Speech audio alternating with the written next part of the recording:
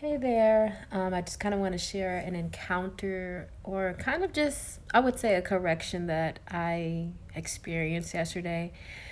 So, a few weeks ago, I was talking to a very close person of mine about a specific time in my life where I feel like, well, they had said something to me that triggered me saying that I felt like they weren't always on my side. Like, you're on my side now, but there was a point in time where you wasn't.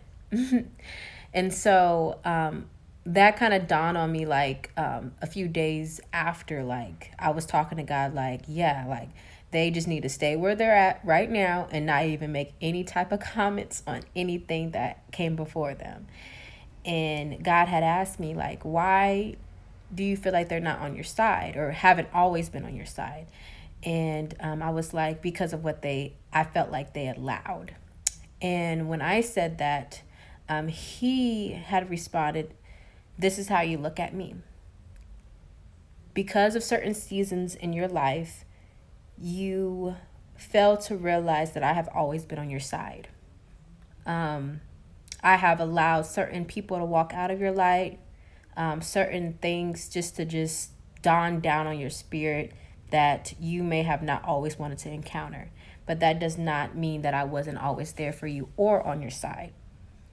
So you can't come from a point of view of the season that someone used to be in, especially if it differs from where you are now. Don't judge me fully on a perception that you had on a specific season. And I feel like the Lord is really working on me, but maybe some of you in regards of having seasonal interpretation on how he's really been there. You know, he may have allowed certain things to happen, but it doesn't mean he hasn't been on our side. And the things that he reminded me about to prove that he has always been on my side is that there was a time in my life where I just felt like it just wasn't, anything was not going my way. And I had watched another Sarah Jake Roberts sermon, and well, actually, it wasn't Sarah, it was her husband, Teray.